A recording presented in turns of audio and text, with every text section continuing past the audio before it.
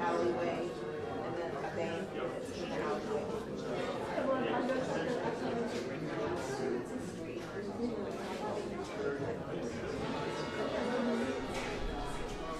But it was so wet.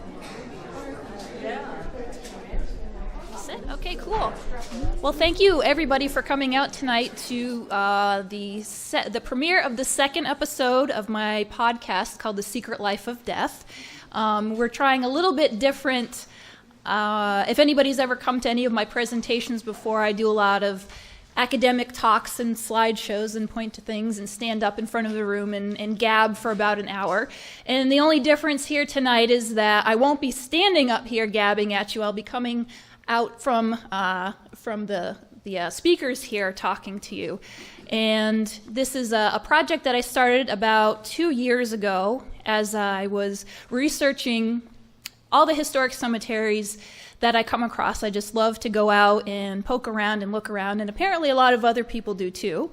And what struck me about it was when I went home and started to look up some information about the people that I was seeing in these cemeteries, I was able to find a ton of information, and I was really surprised by that.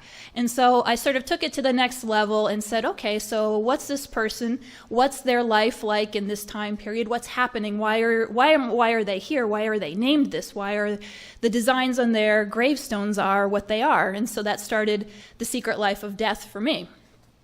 So we're going to have basically 2 sections tonight to complete the whole story. We'll have an intermission at about 40 minutes, and you'll be cued on that from the slideshow here. We'll take a break. We have bathrooms over here on your left, and you can feel free to use them throughout the show if you need to. We also have a little kiosk in the back corner that has some snacks that by donation, whatever you feel is reasonable to donate towards Stage 33 Live, which is the group hosting this event here in this space. And so we're going to try something. We're going to try this out. I've never done this kind of presentation before, so we'll see how it goes. And after, we'll let you know when we're going to start up the second half of the show, and then we'll do a question and answer bit afterwards. So I think we're going to get started. So thank you very, very much.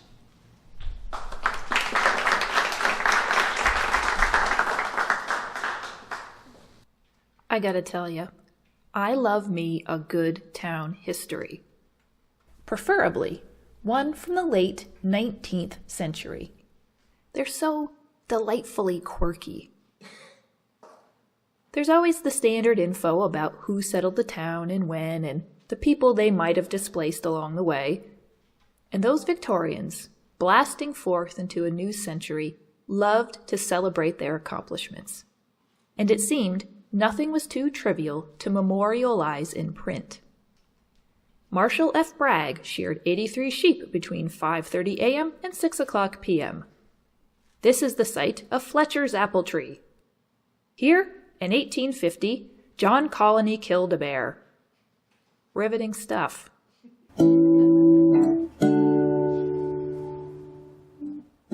All joking aside, what's important to remember is that however kitschy these histories seem, they are a product of their time and culture. As a reader, it's entertaining. As a researcher, it's problematic. Let me explain. Just for fun, let's pretend you're a nerd, and you've read the book of your town's history cover to cover because, well, that's what nerds do. Then, let's say, nerd you, tried to reconstruct that history based solely on what you read in that history book. You'd be led to think the past was full of nothing but war heroes, important landowners, and successful businessmen. Now, for more fun, let's pretend you're a time-traveling nerd because, let's be honest, that's also something nerds do. And you were able to stand on a street corner of your little town in the year 1880. What would you see? Only dapper white dudes with monocles and mutton chops? Of course not. You'd see women and children, laborers, immigrants, people of color. The other 99%, the majority. The people who did most of the living and dying in that town, and yet, where are they mentioned in that town history?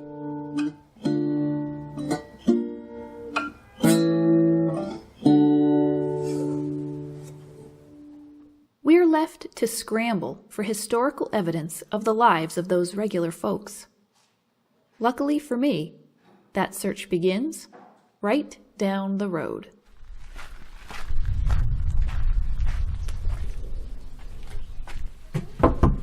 Hello. How are you? Pretty good. How about you? All right.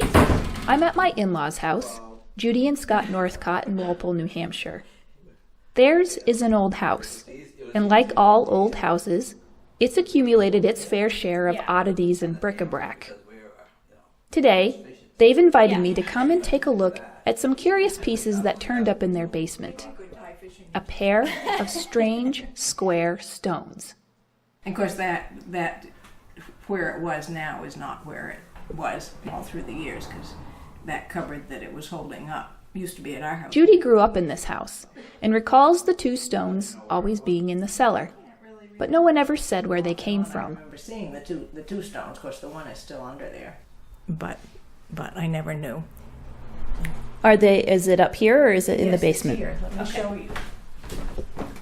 This house is known from old maps and the history books as the Dodge Tavern, a very early 19th century federal-style home over 200 years old. And it's probably just what you picture in your head when you think of rural New England.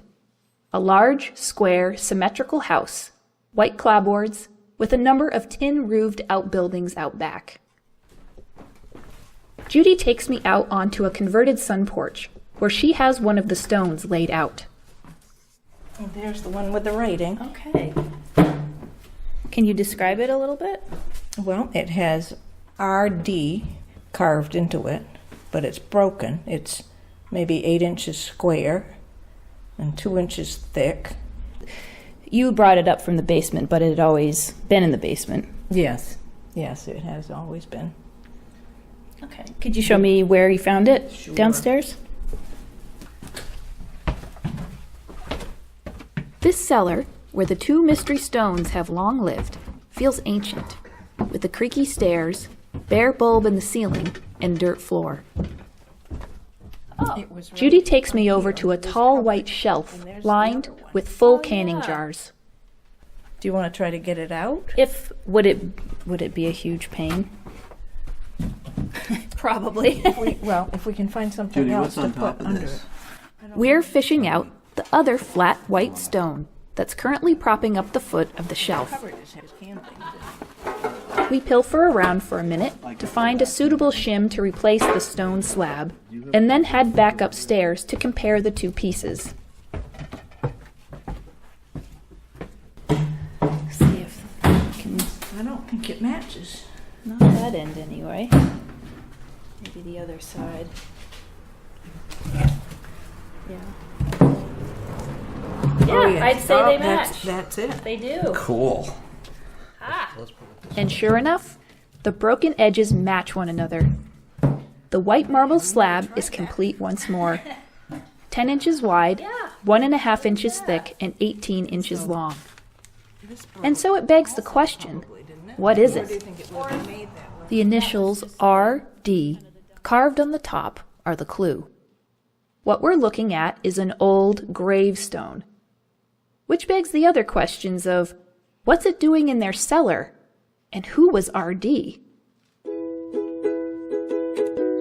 I'm Gail Golick, and welcome to The Secret Life of Death, Episode 2, Graffiti.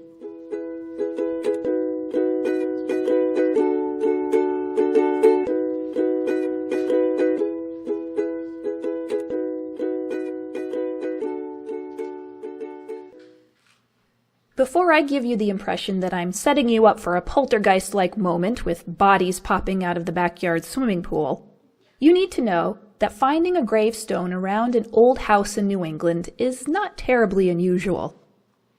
Gravestones were commonly changed out, as older ones broke, or as family fortunes allowed for a modern and stylish upgrade. And to further clarify, what we're looking at is most likely a footstone and not a headstone. Historic headstones were large, highly decorated, and placed at the head of a decedent's grave, whereas footstones were smaller, decorated with initials, if anything at all, and placed at their feet. Footstones were also used to help delineate the dimensions of the grave plot, so that an existing grave wouldn't be accidentally disturbed by later additions to the cemetery. However, as adjacent plots were filled in over time, footstones were often removed in an effort to streamline groundskeeping.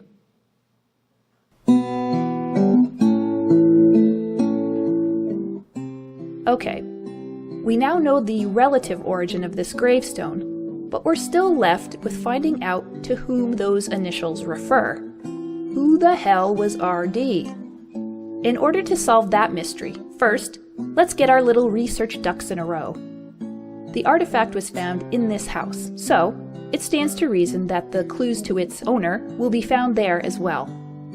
We need more information about this house and its history, so let's do some digging.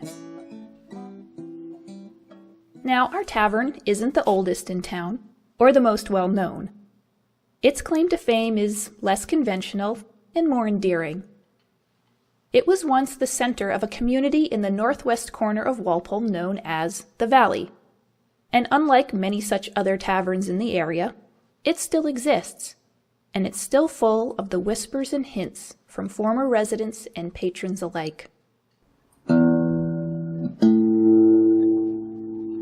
This place has seen a lot in its 200-plus years, most of which forgotten as soon as it happened.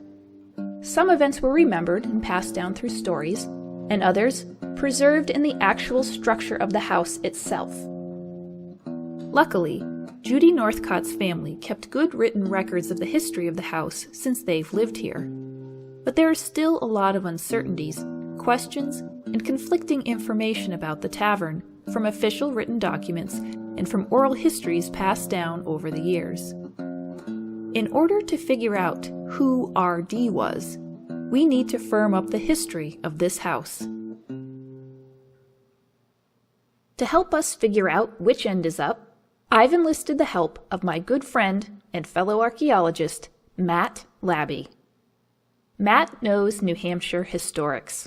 The Scotch-Irish people first settled in the Merrimack Valley. They had a lot of competition from the English. Rebuild a house on the same spot, you get inverted. I'm just imagining like a 4-year-old climbing and shoveling this out. About people being improper at their taverns, and so there's a lot of, I guess you'd call it security. Matt holds a master's degree in nautical archaeology, but he's been able to parlay his knowledge of timber ship construction to that of the timber frame homes common in New England. He's researched and published a study of his own family's historic home, the Hughes House, in Manchester, New Hampshire, a house and tavern in its own right, contemporaneous with our tavern. As an historical archaeologist, Matt studies not only artifacts dug up in a dooryard, but he can also look at existing structures and tell by the types of material used, their style, their manner of construction, about how old a building is and how it's changed over time. Oh, nice. But he's not doing anything for me right now. It's hopeful, anyway. I love that smell. Judy and I take Matt on a tour of the house, floor by floor. We start in the attic. It's one large open room the size of the whole house. Huge hand-hewn timbers are still visible between a patchwork of floorboards. The room is hot and dry, with a haze of dust drifting down from the roof. That little rectangle, is that what you would have been talking about? Like there underneath? That could be where... In regards to the age of our tavern, the town history is a bit confusing. It tells us that the house was built sometime around 1800 by a man named Gilbert Griswold, though it indicates there may have been an earlier house on site, added onto by Griswold. The supports are pretty old, though, because they're vertical sawn instead of radial. It's kind of neat. Radial sawing comes These in. right here, you mean? Yeah. Those usually come in 1840, 1850, the radial sawn ones, so it could be earlier than that. It's pretty neat. The original design of the tavern was a 2-story square home. The layout is what is known as a 4/4, meaning that each floor is divided symmetrically into 4 rooms, separated by a central hallway that runs front to back. This results in 2 pairs of rooms on either side of the hallway. 2 large chimneys are situated in between each pair of rooms, giving each room its own fireplace. The main entrance faces the road and opens into the hallway and a set of stairs. With historical references unclear as to the age of the house, we can turn to the building's architecture to help flesh out the details. I don't see any kind of marriage marks down on these parts, so that's kind of interesting, unless they're on the sides. Oh, there's scribe marks. And you can see here where another different beam came out. Wow, this is really heavily framed on the big parts. I mean, these are massive timbers. There's some more vertical sawn. You get the adze marks here. So do you think those are older? Yeah, those must be original. The original. And, a timber this wide, you don't get this after, the early 1800s. Trees don't exist that big. Yeah. Is that? Architectural fashions, like any other style from popular culture, filtered into the countryside from the cities. Trends caught on later and held on a little bit longer on the outskirts. Rural architecture copied the cosmopolitan styles, but was often a little less grand overall. If our house was built around 1800, we will be looking for architectural styles from around that time, namely those of the Georgian period, beginning around the 1710s and running until the 1830s, and the Federalist period, beginning in the 1780s and running into the 1830s. That's some split board lath, which is very early. Yeah, they stopped using this probably, like 1820? It just doesn't last this long. Nifty. Do you think that's original? That ceiling, yeah, for sure. So what Matt is seeing at first in the overall style of the house, and from some of the details in the plaster work and the size of the timbers, leads him to corroborate some of the written history. The main body of the house dates to around 1800, the Federalist period. But he's also seeing some older Georgian period elements, especially in the windows. The older an historic window, the more panes of glass it will have. A 12/12 refers to the 12 panes of glass on the top sash and the 12 panes on the bottom. Older windows also have distinctive muntins, those wooden bars that hold in the panes of glass. And the builders made use of the old style of hand-wrought nails known as rose-head nails for their characteristic wide head. That 12/12, that's a Georgian window, so that looks either the house is that old or it was recycled from something older. And these are the wider muntins, which generally, the wider they are, the earlier they are. Yeah, 12/12 is usually Georgian instead of federal. But the majority of the house has the characteristics of a federal period design, and one element of the house stands out as not only typical of the Federalist period, but unique to taverns of that time: collapsible walls. In the attic, the layout of the timbers shows specially constructed cavities that create tracks for a set of massive pocket doors on the second floor. So So those two walls slid. I see. Okay. Oh, wow, that's neat. The 2 front rooms facing the main road were given a set of retractable wood-paneled walls that slid into an adjacent cavity, allowing the 2 rooms to be combined with the central hallway, creating one large room running the length of the house. This gave tavern keepers many options for accommodations.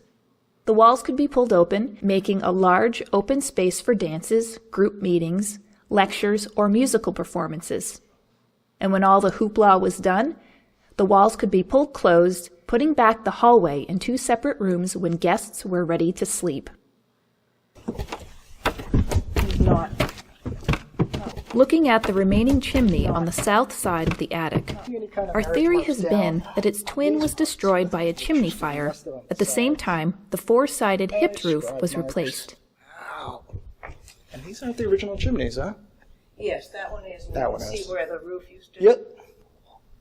It doesn't extend above the roof anymore, though. And you said, do you know when the hip roof was taken off? You don't? That was the part of the question. We know that that was probably when the fire happened. The muntin profiles on the windows are like 1840 to 1880. So that would be probably about the same time your roof was redone. That would make sense. Yeah. Especially if it's a hipped roof, you're not going to have a window on the end. What Matt has surmised, based on the existing structures and layout, is that the house was likely built around 1800, and the carpenters probably reused some bits like windows and hardware from an earlier Georgian period building. Later, sometime between 1830 and 1850, there was a significant chimney fire. As a result, the north chimney was removed and the old hipped roof was replaced by a Greek Revival-style roof. And amazingly, not much has changed in the house since. So now, how does that information jive with the other historical records we do have? Town tax records, in fact, show that Gilbert Griswold constructed a larger-than-average building in the northeast part of Walpole between 1801 and 1802. Griswold had a life that was pretty typical for the era. Born in Killington, Connecticut in 1761, he and his immediate family were living in southwest New Hampshire by the 1770s. As the Revolutionary War began in 1777, a 16-year-old Gilbert enlisted in Captain Flood's company from Alstead, New Hampshire, part of Colonel Benjamin Bellow's regiment. Gilbert re-upped for 2 more tours before settling down in Walpole and marrying Rebecca Nichols in 1786. But why did Gilbert open a tavern where he did, when he did? To get a complete answer, let's pull back and look at the regional and local history. How did our tavern and tavern keeper fit in? By the early 1700s, the Euro-American population of the southern New England provinces had increased to the point of bursting, and so people began to push the boundaries of their settlements farther north into central, upland areas of New England. But the Native Americans living in those regions were none too keen on losing more land to the English settlers, and so began a nearly 70-year stretch of wars between the indigenous Native Americans and the English settlers pushing in from the south. Amidst that backdrop, a provincial settlement was laid out on the Connecticut River, later known as Walpole, New Hampshire, in 1749. After the end of the French and Indian War in 1763, new English towns popped up all throughout the Connecticut River Valley, and established river towns like Walpole expanded rapidly. The object of this was to get the land settled by Englishmen and strengthen the king's foothold on even more territory in North America. To achieve this, the crown pushed the proprietorship system. Selected proprietors were colonial Englishmen in high standing, given vast tracts of land by the king in exchange for getting those lands settled in the king's name. People had to be organized and moved, land cleared, villages, churches, and town governments set up. All of the civil responsibilities were undertaken by the proprietors and their appointees. No small feat.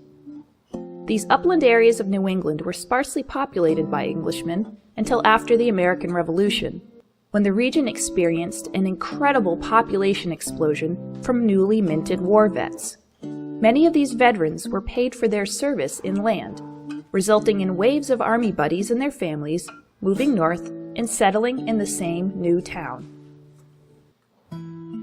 A series of turnpikes or toll roads, county roads, and other local routes were established to help connect the pre-war settlements to the new ones that were beginning to coalesce around road access and water resources. By the 1780s, these hinterland towns and their infrastructure were becoming more established and reliable. Farms and businesses were expanding and providing more than just subsistence. Production excess needed to find markets, and the new road systems were instrumental in bringing the surplus goods from these farms and mills to the big cities of southern New England. Freight wasn't the only thing moving along these routes, however. As this country economy began to thrive, it produced not only a surplus of goods, but also a surplus of free time, and people took advantage of the road system for leisure travel, i.e., tourism.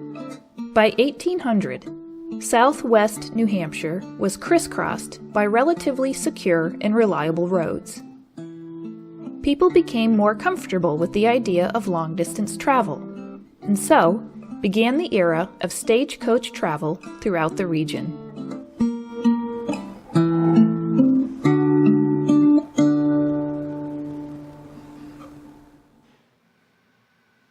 Where Gilbert Griswold built our tavern was no accident. It was situated at the intersection of an older existing road and the then newly constructed Cheshire Turnpike that connected Bellows Falls, Vermont to Keene, New Hampshire, along the main route between Montreal and Boston. Griswold likely got dibs on this plum location and approval to keep tavern, in part due to powerful connections from his years serving in the local militia. The original proprietor and majority landowner in Walpole was Colonel Benjamin Bellows, whom Gilbert Griswold served under during the Revolutionary War. Griswold's was just one of many taverns set up along the stagecoach route, so called because horse-drawn carriages ran in stages from one stop to the next. In those early days of stagecoach travel, it was usually left to the tavern owners and other entrepreneurs along the route to promote their business and fix the roads. An 1802 ad from a Walpole newspaper, the Farmers' Museum, tried to drum up business for a newly upgraded route through Surrey, New Hampshire for a different tavern with this catchy promotion. Farmers' Museum, February 1802. This may certify to whom it may concern that the smallpox is entirely removed from the public road through Surrey, and that the public may depend there is no danger, and the alterations and attachment to the road from Mr. Reddington's tavern to Surrey are completed, and that the public are invited to come and see. Try the new road to Surrey. Now, smallpox free.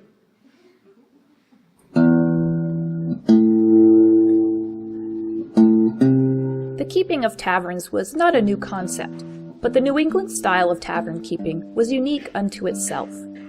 It was somewhat more communal and informal than what was common in Europe, where many tavern patrons were from.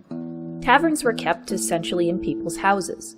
They looked like regular homes, though some had slightly larger accommodations for extra people and teams of horses.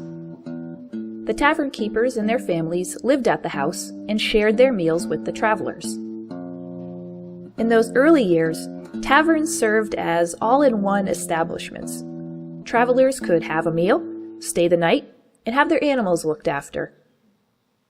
An 1806 Farmers' Museum ad for a tavern in the village boasted, Provisions for the appetite, liquors for the stomach, and provender for the animals will, at this inn, be always supplied and constant attention paid to every call, either to the larder, the bar, or the stable. And taverns could serve as a boarding house for those new to town who had not yet established a private home or premises to do business. Another ad from 1804 read, William Stearns offers his services as a physician and surgeon to the inhabitants of this place. He may be found at Mr. Southard's tavern. Here's hoping Dr. Stern was a sport and sprung for the private room for surgery. Of course, not all tavern amenities were the kind of thing you could advertise in a newspaper. John Prentice, a local man who grew up in the valley from 1857 to 1952, recalled stories he was told about the operations of our tavern in its heyday. The Dodge Tavern was a stopping place for the teams from as far north as Canada, hauling goods to and from Boston. The old barn was where the horses were stabled, and it had a secret cellar under the floor of the grain room. This was said to be used as a hiding place for smuggled goods from Canada. Mrs. Edith Tiffany said silk smugglers came this way to avoid the village, put up at the tavern where a team could be driven into the barn and completely concealed. To compete, rural taverns had to do a little bit of everything. They acted as small mercantiles, post offices, and, unsurprisingly, suppliers of liquor and wine. People of the 18th and 19th centuries drank a lot of alcohol. It was served in some form at all meals throughout the day and was usually a prerequisite in securing a labor force. Men hired to cut hay or raise a barn expected to be paid in rum. Almost every household maintained orchards, not for fruit to be eaten, but to be drunk, as hard cider. And taverns, along with serving drinks to travelers, sold incredible amounts of rum, gin, brandy, and wine to the locals. Towns may have been vigilant about regulating the number of taverns in their town, requiring the tavern keeper to apply for a yearly tavern license, but the amount of liquor they sold was not strictly monitored. Again, local John Prentice recalled the presence and importance of alcohol to the lifestyle of the era. Laws controlling the sale were unknown, and anyone could buy from a glass to a gallon as desired. Many of the farmers felt it necessary to have a little rum on hand for haying, but I am sure, while liquor was much lower priced than at present, there was drunkenness and much less trouble on account of liquor. By the early 1800s, taverns had become the meeting place for locals to drink and gossip, as well as provide accommodations to travelers. In an effort to be more competitive among all the stage routes and to bring some extra money in the winter season when travelers were scarce, taverns would play host to exhibitions and lectures. For example, in February 1805, a tavern in the village hosted a traveling wax figure exhibition, which depicted, among other things, the infamous duel between Aaron Burr and Alexander Hamilton. Taverns would also rent out their larger rooms as meeting spots for local groups or dances. Our tavern, with the 2 big pocket doors on the second floor, was certainly built with such uses in mind.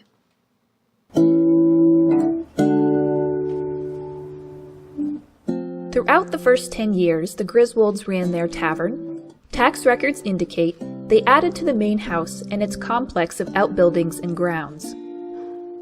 There were several large barns to accommodate stagecoach teams.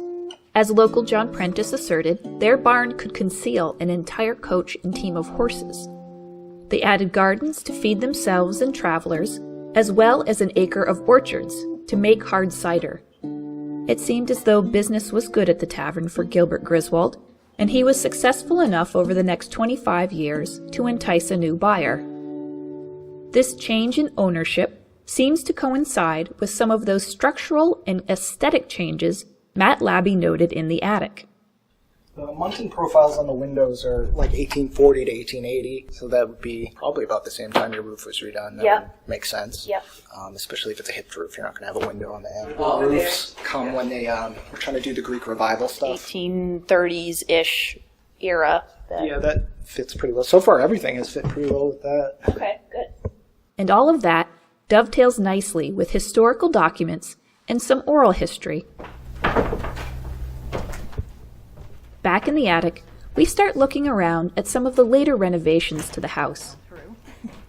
On the one remaining chimney, a faint, angled line in the brick can still be seen, representing the location and pitch of the original roofline. These ones stick out specifically to hold something, but I don't think so because it kind of turns over here. The 4-sided hipped roof was likely affected by the same fire that destroyed the northern chimney. But if we're looking at the line, I mean, it can't go any lower than about here. Frank Dodge said that his father and grandfather changed the roof. And Frank Dodge was the next-door neighbor of Judy's father in the 1920s and 30s. Frank's father, Gardner, and grandfather Reuben moved to Walpole around 1820. Soon after their arrival in town, Reuben also began keeping tavern in the valley, not far from the Griswolds. In 1827, Gilbert Griswold died, and that same year, Reuben Dodge gave over the operation of his first tavern to his son-in-law. By 1830, around the same time of the roof and chimney renovations in our tavern, Reuben is again applying for a tavern license.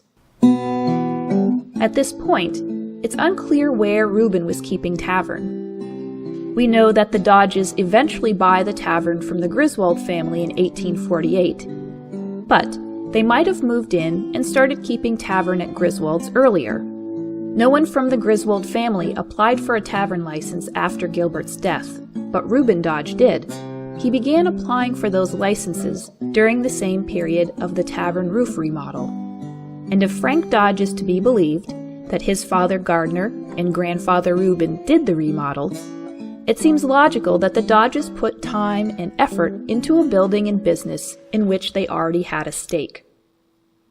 So, by the mid-1800s, our founding family, the Griswolds, had passed on their tavern business to a new family, the Dodges. And in case you hadn't noticed yet, the Dodges' presence at our tavern helps us solve our basement gravestone mystery. Remember who the hell was R.D.? Reuben Dodge.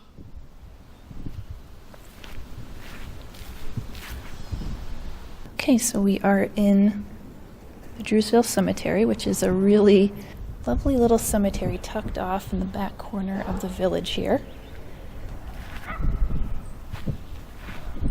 Oh, okay.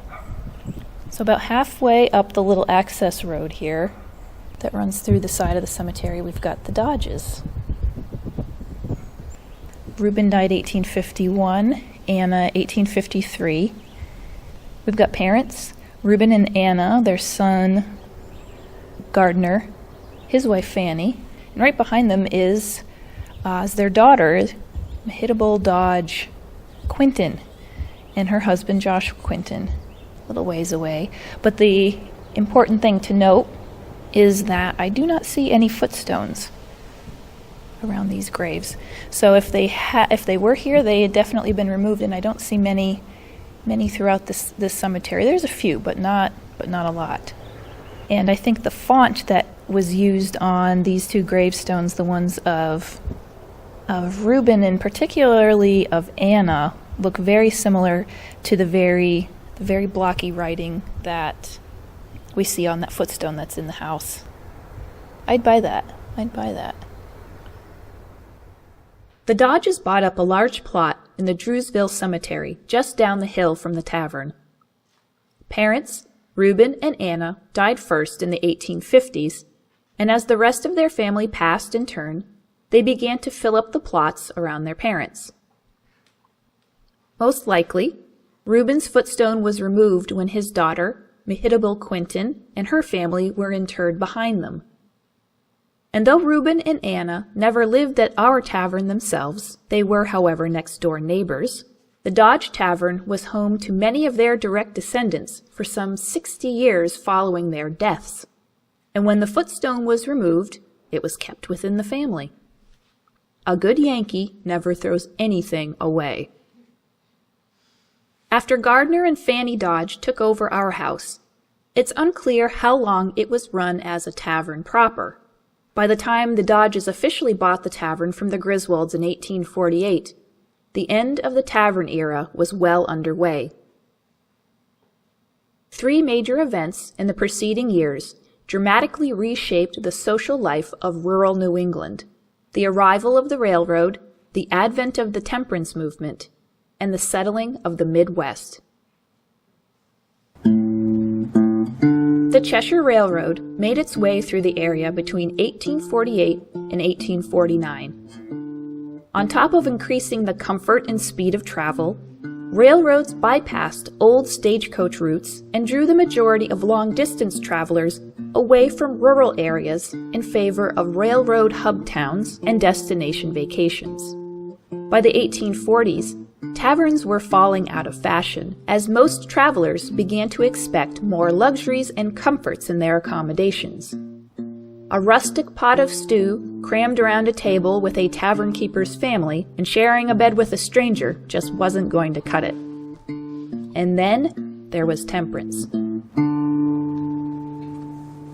A 19th century social movement that urged people to give up alcoholic beverages completely.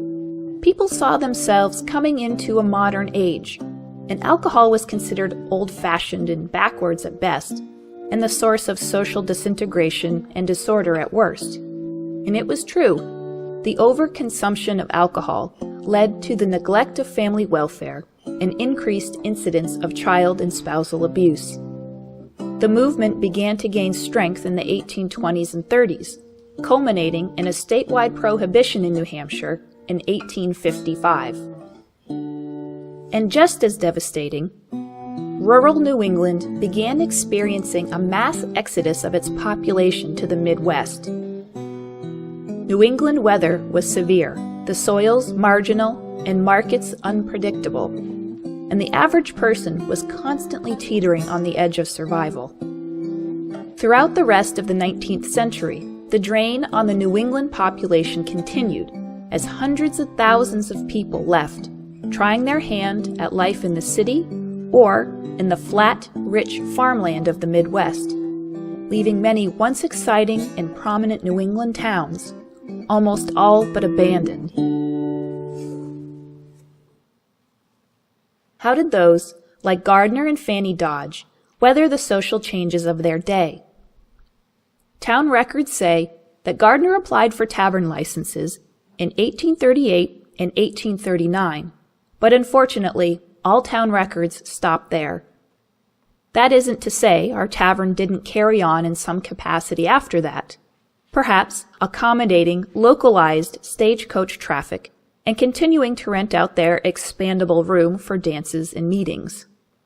But by the 1850 census, Gardner Dodge is listed as a farmer, not a tavern keeper. Censuses over the next 30 years continued to list Gardner as a farmer. At that point, farming probably was his main source of income, and tavern-keeping activities greatly diminished or terminated completely. The tenure of the Dodge family in the tavern is quite extensive, from sometime in the 1830s to 1908. Gardner and Fanny ran their tavern for a while, but also raised a sizable family in that house. Sarah Ann, Nellie, Francis, John, Stella, Henry, Charles, and Frank. And though the Dodges are long gone, hints of their lives are still showing up in that house today. Back in the attic, the house isn't done sharing its secrets. Where up here did Grammy find that letter? Over by the top of the stairs. Years ago, Judy's mother, Roxana, found a loose bundle of papers and fabric tucked in a small cavity running down beside the staircase to the attic. That's when she found the letter. See right down in here? That little pocket at the top of The the old stairs. chimney would have been right here, I suppose. Well, yes. I'm sure Among it the was. bundle was a letter, a tiny letter, whose ink was quite faded and difficult to read. The first line, however, was tantalizingly legible. Camp near Manassas Junction, July 1st, 1862. Mrs. C.C. Rich. Dear Madam, Charles C. Rich was detailed about the 1st of May to go to Washington after horses. There he left the party, and we have heard nothing of him since, except that he was seen once in Washington dressed in citizen's clothes, and he is reported to the colonel as absent without leave. Yours, Charles S. Kidder, Orderly Sergeant. Hey there, nerds! You've made it to the end of The Secret Life of Death, Episode 2, Graffiti, Part 1. Okay, so we'll have a little break, get some snacks, use the bathroom, smoke if you got them.